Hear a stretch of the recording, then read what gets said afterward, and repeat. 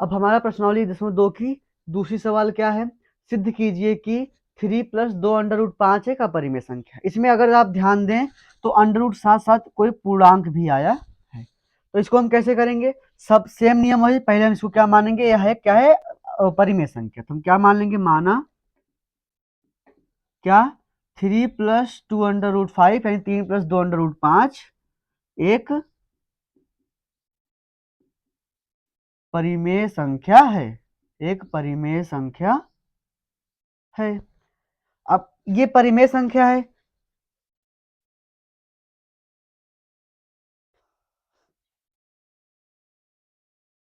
अब देखिए अगर ये परिमेय संख्या है तो हम लिख सकते हैं पी बटे क्यू के रूप में, लेकिन अगर पी बटे क्यू रखेंगे तो हमें थोड़ा सवाल हमारी लंबी पड़ेगी, इसलिए हम क्या रखेंगे, वहां पर आर रखेंगे। क्या मान लेंगे, आर। तो क्या हो गया, 3 प्लस 2 अंडर रूट 5 बराबर आर। आर मतलब होता है रैशनल नंबर, रैशनल नंबर मतलब परिमेय संख्या। फिर अब क्या करेंगे, हम यहाँ से अंडर रूट छोड़ के और बाकी सब उधर भेज देंगे। अंडर रूट छोड़ेंगे तो यहाँ क्या क्या बचेगा, यहाँ बचेगा हमारा 3 और 2।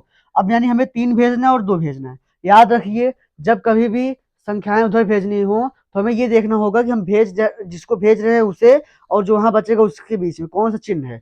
तो देखिए यहाँ 2 लोग हैं, 3 है और 2 है। तो अगर हम 2 के बीच में देखें तो इसके इसके बीच में क्या है, गुणा अंडर रूट है।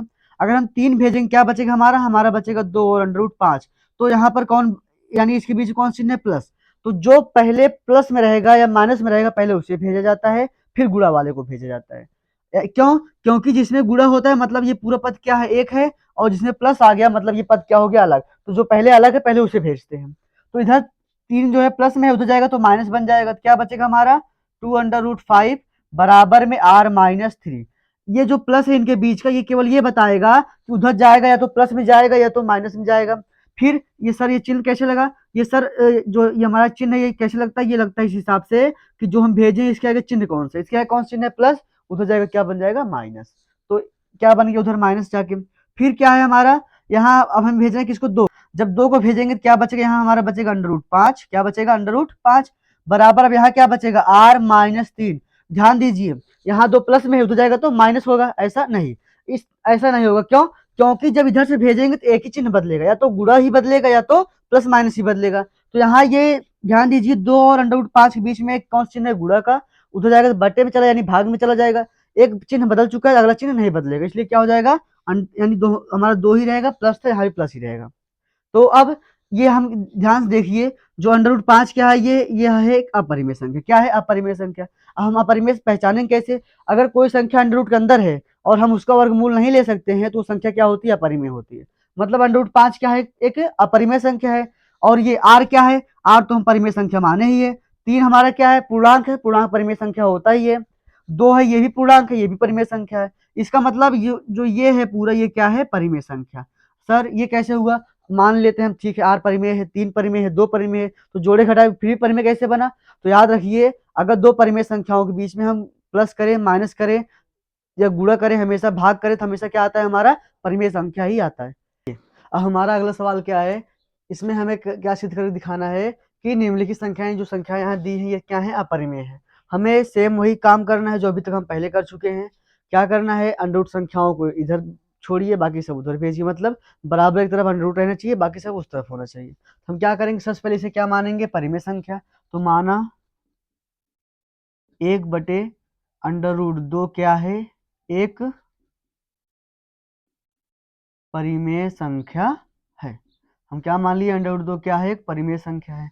तो क्या हो जाएगा, 1 बटे अंडर रूट 2 बराबर में क्या हमारा बचेगा, आर। याद रखिएगा आप यहाँ पे आर यानी पी बटे क्यू मत मानिए, क्या मानिए, आर। क्यों, क्योंकि अगर एक पी बटे क्यू मानेंगे तो हमें थोड़ा गुणा भाग जोड़ घटाना करना पड़ेगा, जो हमें लंबा पड़ेगा।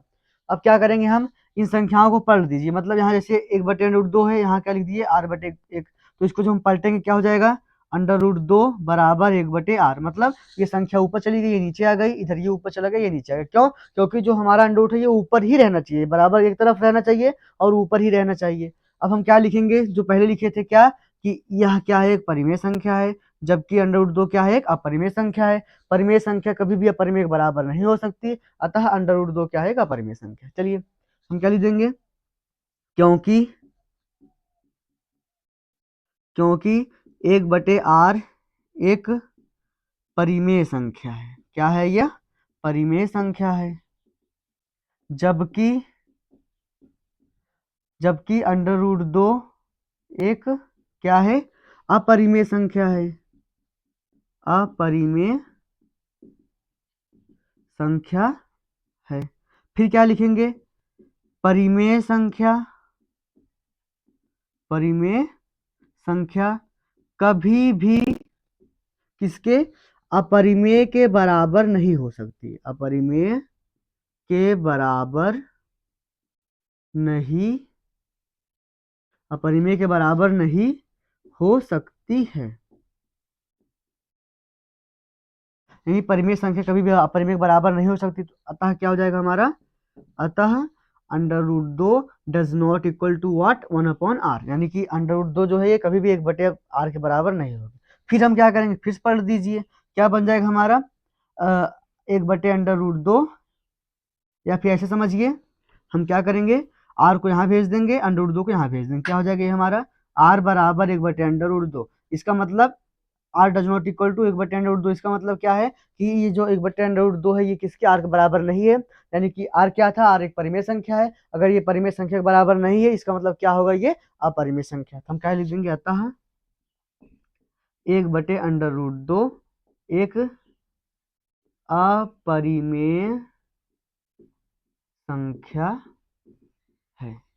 और यहाँ भी हम क्या लिख देंगे? यहाँ जो ये हम आर माने हैं इसको क्या लिख देंगे? जहां आर एक क्या है? परिमेय संख्या, परिमेय संख्या है।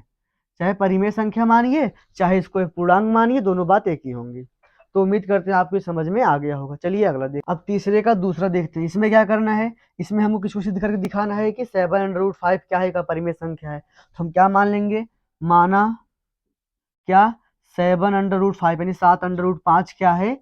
एक परिमेय संख्या है। क्या मान लेंगे इसको? एक परिमेय संख्या। हमें सिद्ध क्या करना है? कि हमें इसको सिद्ध करके दिखाना है अपरिमेय। हम इसको क्या मान लेंगे? परिमेय मान लेंगे। क्या लीजिए? माना √7 यानी 7/5 क्या है? एक परिमेय संख्या है। अब अगर ये 7 एक परिमेय संख्या है, इसको हम क्या लिख सकते हैं? 7/5 बराबर आर। चाहे हम आर लिखे, p/q लिखे, दोनों सो आएगा। बस केवल क्या होगा? अगर p/q लिखे थोड़ा हमें लंबा करना पड़ेगा। तो यहाँ क्या हो जाएगा? अब देखिए क्या करना है हमको? अंडर रूट को यहाँ छोड़ना है, बाकी सब उधर भेज देना है। क्या हो जाएगा? √5 इक्वल टू r/7। r/7 मतलब यहाँ देखिए 7 जो है गुणा में हो जाएगा, बटे में जाएगा। तो फिर अब क्या लिखेंगे हम? क्योंकि हर बार हमको वही एक ही चीज लिखना है, क्योंकि r/7 क्या है? एक परिमेय संख्या। r/7 क्या है? एक परिमेय संख्या है। जबकि जबकि √5 क्या है? एक अपरिमेय संख्या।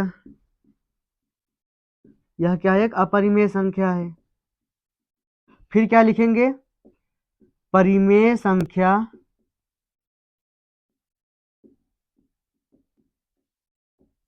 कभी भी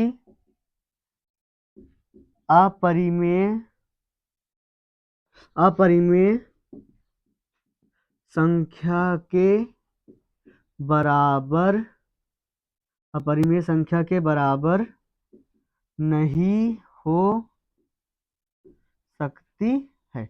परिमेय संख्या कभी भी अपरिमेय संख्या के बराबर नहीं हो सकती है। अतः क्या लिखेंगे? अतः √5 इक्वल टू r/7। ये तो हमारा पहले से था। हम क्या दिखाए कि परिमेय संख्या परिमेय के बराबर नहीं हो सकती। इसका मतलब हमें क्या करना होगा? इसमें बराबर काटना होगा। 7 इधर बटे में इधर आएगा तो गुणे में क्या हो जाएगा?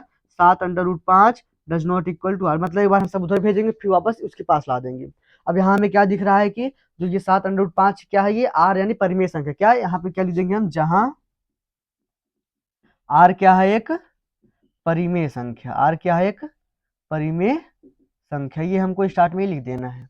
अब देखिए, अगर यह क्या है? एक परिमेय संख्या है और ये 7/5 परिमेय संख्या के बराबर नहीं है, इसका मतलब यह क्या होगा? अपरिमेय संख्या। हम क्या लिख देंगे?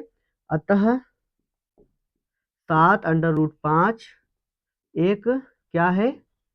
अपरिमेय संख्या है। तो उम्मीद करते हैं आपको ये भी समझ में आ गया होगा। चलिए अब हम क्या मान लेंगे? अब हम मानेंगे कि 6 + √2 क्या है? परिमेय संख्या। हम क्या लिख दिए? 6 + √2, यानी कि माना 6 प्लस √2 क्या है, एक परिमेय संख्या है।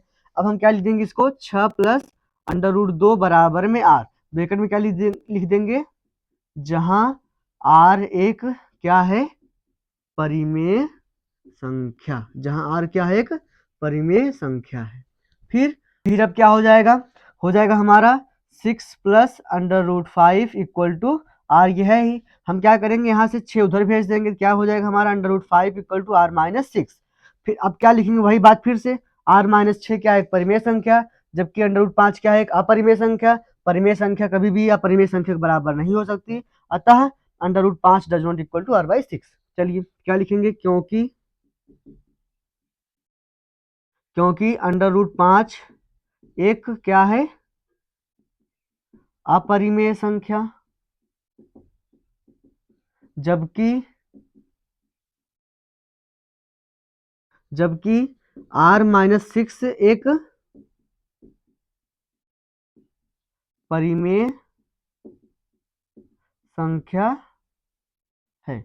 फिर क्या लिखेंगे, परिमेय संख्या कभी भी किसके, अपरिमेय के बराबर नहीं होती है। क्या लिख देंगे, अपरिमेय के बराबर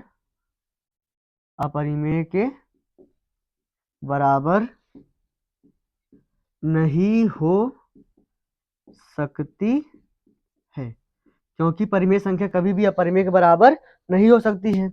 अतः फिर क्या लिख देंगे, √5 यानी जो ये परिमेय संख्या थी, does not equal to r-6 यानी परिमेय संख्या। अगर ये परिमेय संख्या के बराबर नहीं है, इसका मतलब क्या, अब हम यहाँ क्या करेंगे, जो ये हमारा -6 है, इसको हम यहाँ इधर ला देंगे वापस, तो क्या हो जाएगा हमारा √6 प्लस, देखिए इसमें गलती हो गई, जहां √2 यहाँ क्या रहेगा, यानी जहां √5 यहाँ 2 ही रहेगा हमारा। तो हम क्या लिख देंगे यहाँ पे, ये जो -6 थे वापस आएगा, तो क्या बन जाएगा, 6 plus √2 does not equal to r। इसका मतलब हमारा क्या हो गया, कि अगर 6 प्लस √2 r यानी परिमेय संख्या के बराबर नहीं है, इसका मतलब यह क्या है, अपरिमेय संख्या। हम लिख देंगे अतः 6 प्लस √2 एक क्या है, ये अपरिमेय संख्या है। तो उम्मीद करते हैं आपको ये समझ में आ गया होगा।